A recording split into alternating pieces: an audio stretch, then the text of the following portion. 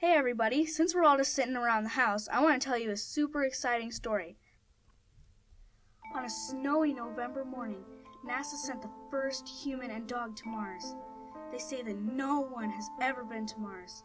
They were going to Mars to see if Mars had vegetation or liquid. It took 260 days to get to Mars. Gerald was super excited to be the first human to travel to Mars. Think about it. He was only 10 years old and getting to travel to Mars with his best dog friend named Max. When they got to the red planet known as Mars, they set up their home base. "Max, what do you want to do today?" asked Gerald. Max barked. Gerald said, "I don't know what you are saying, but I take that as a yes."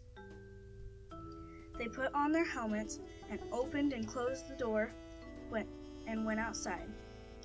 "One step for man and whatever they say. I don't really care," Gerald said as he floated around. "One step for dogs and one giant leap for dog kind," Max happily barked. They went inside and ate dried meat. "Really?" Gerald muttered while Max gobbled it down. Gerald set up the beds and Max's dog bed.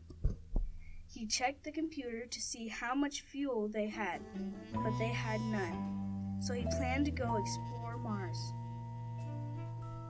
The next day, it was negative 80 degrees outside, but they had heavy spacesuits on. Max barked while shivering, so they started digging. Max was 10 feet down before Gerald even got 1 foot down.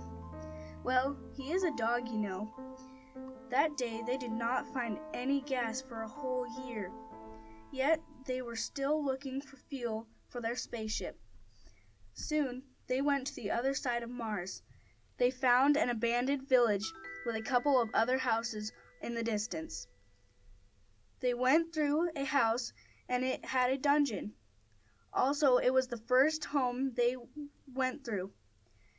"This is kind of creepy," Gerald mumbled, "but I guess I have to." So before he even got a step, Max headbutted him in the butt, and Gerald tumbled down the stairs. Max madly barked. Gerald looked beside him and saw a chest, so he looked in the chest. There was a sword, a shield, and some claws.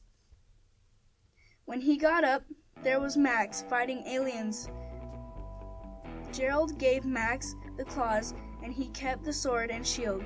Before Gerald got a swing, Max already took care of them. It turns out the aliens don't like to hear a dog's bark. "Well, today was weird and crazy," Gerald said as he quietly went outside. When they got back, they saw a packet at their space house. It was from NASA! They thought it was gas, but it was an electric device that attached to Max to make him talk. What was that for?" Max barked. "I'm done with today," Gerald quietly said. Gerald quickly made them dinner and went to bed. "Max, I have a question for you." "Why do you like raw steak?" Gerald asked. "'Cause it is warm and juicy, plus it is so tender." Max drooled. "Max, I said raw steak," Gerald exclaimed. "Oh, I don't know then," Max said. "Cooked steak is better." Why do I have to deal with this?" Gerald mumbled. Gerald went to his laptop and said, "I have an idea." Gerald started contacting NASA. He hoped that NASA would send some gas so they could fly away.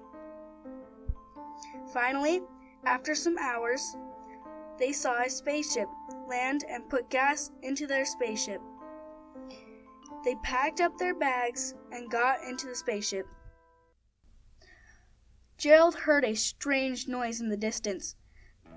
There were a lot of random creatures coming toward them. Gerald got in the spaceship and started it. "Why does this thing take 10 seconds to go?" "We don't have 10 seconds," Before they knew it, they were in the air. After several hours, they got back to Earth and headed home. I don't want to go to space ever in my life, Max barked. Gerald woke up from his dream and said, I had the weirdest dreams ever.